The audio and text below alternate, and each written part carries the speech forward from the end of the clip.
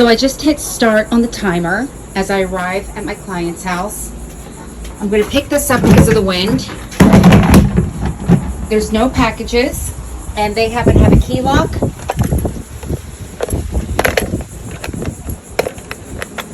So I type in the code that is in their pet care plan.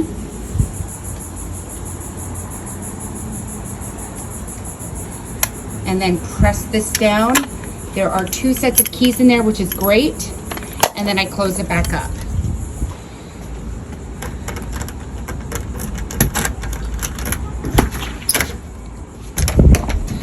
Now this client keeps their Labradoodle in a separate room. So I'm going to make sure that I replace the client where I found her, in the room, right in here. Hi, baby! And I greet the pet. And she's very excited.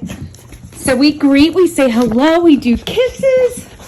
Hi, baby! Yeah, she wants a belly rub. We say hello. This is very exciting. And then we get right out, right? We look for messes. I don't see any messes.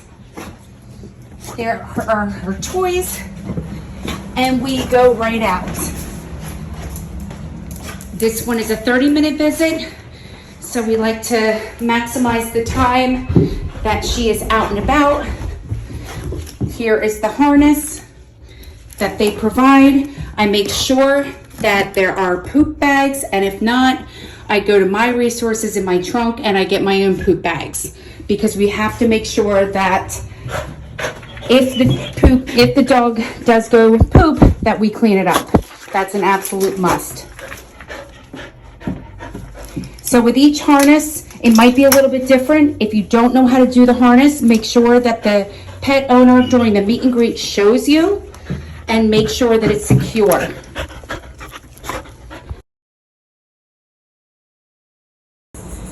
We lock the door behind us when we're out on our walk for security purpose. Double check that. And here we go. So we're walking in a resident community. So we like to stick on the grass and on the sidewalk. The pavement gets very, very hot. So we try to avoid that. And we also try to avoid other residents and neighbors' lawns altogether. So we quickly go on the pavement. We check the pet care plan to see the best walking route, and we avoid busy streets. This neighborhood happens to be right off of Federal, so we go around the neighborhood. And summer is highly energetic, as a lot of Labradoodles are, so we have a pretty fast pace. Now on this side, you're going to see a lot of greenery. Okay? There are animals that live in the greenery, snakes that come out, bufo frogs possibly, especially if it rains. We have to be careful of that. So we do not let the dogs go into that area. There's also some homeless cats, stray cats, that we try to avoid at all costs, so we keep the dog on this side. Now, when you're walking the dog, you want to keep up so that the dog is directly on your side, not in front, not in back. You always want to have eyes on the dog. And we just go at her pace. This is a nice community where they actually have a doggy area with posts with poop bags. And here's where I would take a picture of the pet going to the bathroom. We take about 4 pictures. Anything over 5 pictures, the software system charges us per picture, so no more than 5 pictures. And also when you're emailing with the client or messaging with the client, we try to keep that short as well, because after a certain amount of messages back and forth, they start charging us. So we keep the eyes on the dog at all time. We're aware of our situational awareness is always something we keep in mind.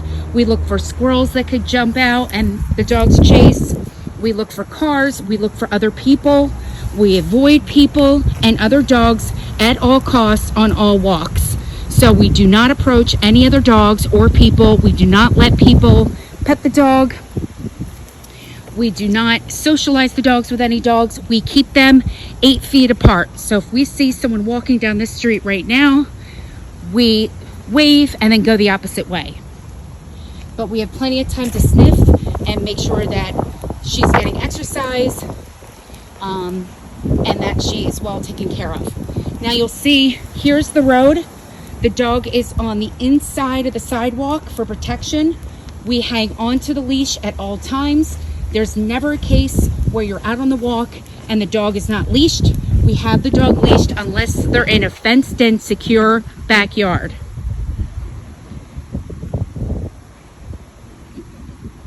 And as I'm walking, I'm taking a few pictures and we're making the most of this 30-minute walk.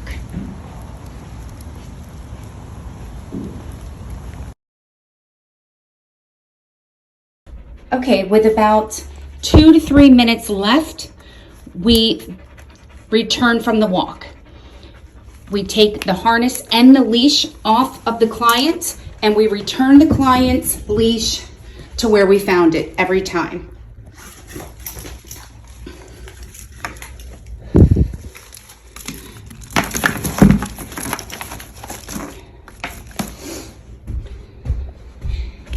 We also return the client to where we found them.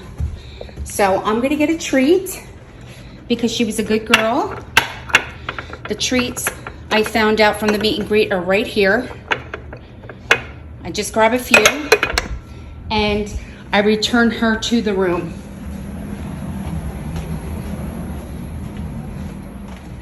I clean up the pet area, so I put the toys back. Again, I scan for messes that anywhere that the dog has access to the house. They don't put the dog in the cage. They just keep her in the room with the door shut. So I'm gonna give her her treats. We're gonna have a little bit of a cool down. Make sure that she's not panting too much. Rub, not injured anywhere. She's doing great. I'm gonna check the water. It's low. And it's a little grungy, so I'm going to replace the water with cold water. Now the bowl's clean, but if it wasn't, I'd be washing it. And I fill that up. So after cool down, checking the pet area for messes. If there is a mess, I clean it up. Their cleaning supplies are listed in the pet care plan where they're located. The water, treats, cool down. She's back in the spot that I got her. We cleaned up the toys and everything looks good. So I'm gonna shut the door, say goodbye, we love you, and I'm gonna secure the house and write